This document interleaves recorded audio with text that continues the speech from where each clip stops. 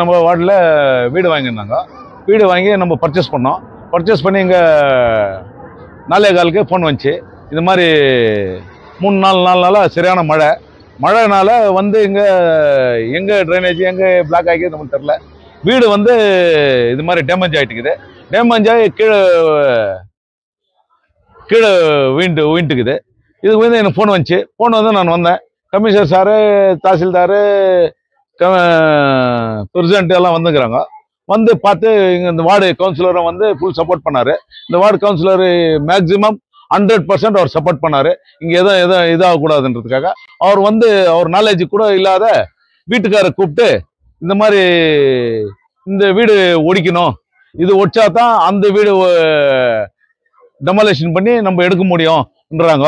அதனால எப்படி சார் இது அந்த வீட்டு நம்ம ஒடிக்க முடியும்? அது என்னக்குது, நீங்கள் என்ன ப்ரொசீஜர் இருக்குதோ நீங்கள் வந்து அது ரெடி பண்ணி அவங்ககிட்ட வீட்டுக்காரர்கிட்ட பேசி அது காம்ப்ரமைஸ் பண்ணி அது எதனா பண்ணுறதுக்கு நீங்கள் எடுக்கணும் நம்ம சொன்னோம்.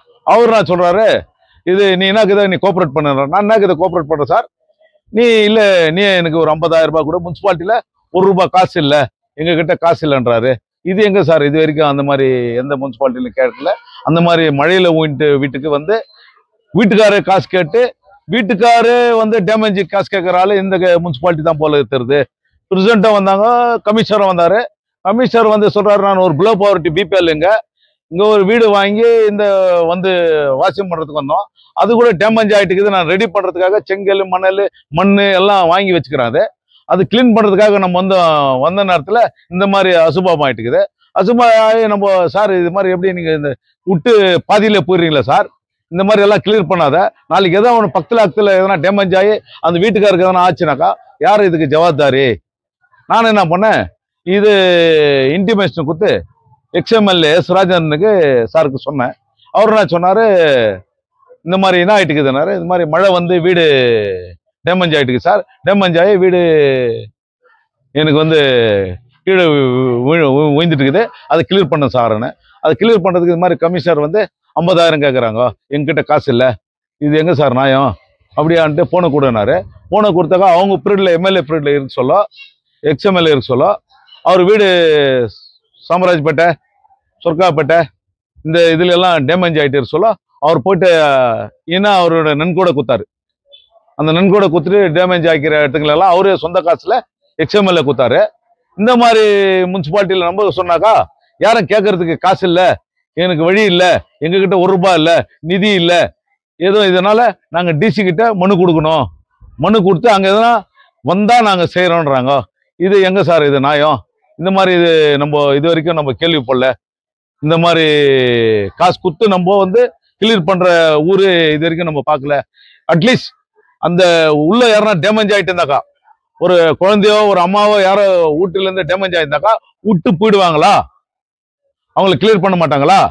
அந்த மாதிரி ஒரு வீடு இந்த மாதிரி டேமேஜ் ஆகிட்டுக்குது.